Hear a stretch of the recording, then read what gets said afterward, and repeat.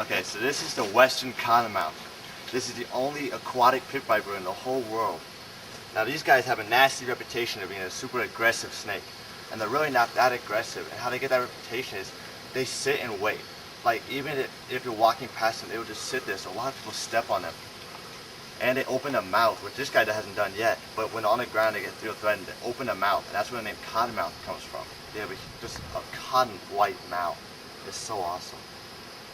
Now this guy looks a lot like a bunch of little water snakes you can find in Indiana and this whole side of the U.S. like eastern and northern.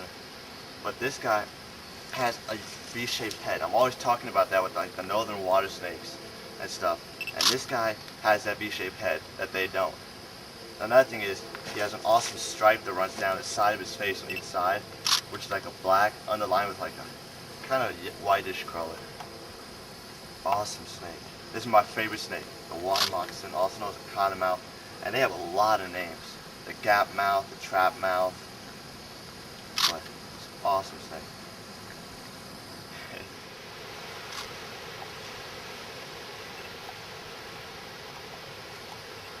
Now, water moccasins are pretty popular in marshy areas like where we are now, on Snake Road, because the Mississippi overflow and the Big Muddy River have these big marshes right behind us. And so that's where a lot of fruit comes from, frogs and fish, which is their primary food source. So this is a perfect habitat for them. And the reason that Snake Road is what it is they come out of these marshes, come across this road, which we're on right here, and go into these rocky bluffs where they hibernate behind us. And then that happens in the fall, which right now it's October, and that's what they're doing. And early spring, they come out of the bluffs and into the swamps. It's an awesome snake.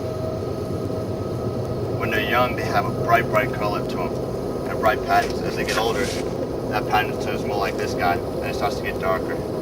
The babies have a yellowish tail when they're young. I didn't get a good picture, that sucked.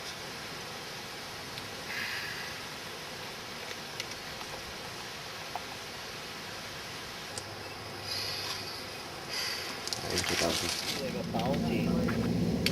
You're talking like 100 years ago or so, right? Yeah, like a while ago. That's where they came releasing these snares.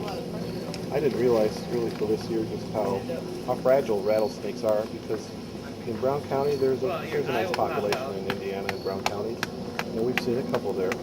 But the rangers, they say that it's tough on them if you relocate them because they tend to go to the same places, hibernate, they don't wander far. It's the juvenile from But earlier. They get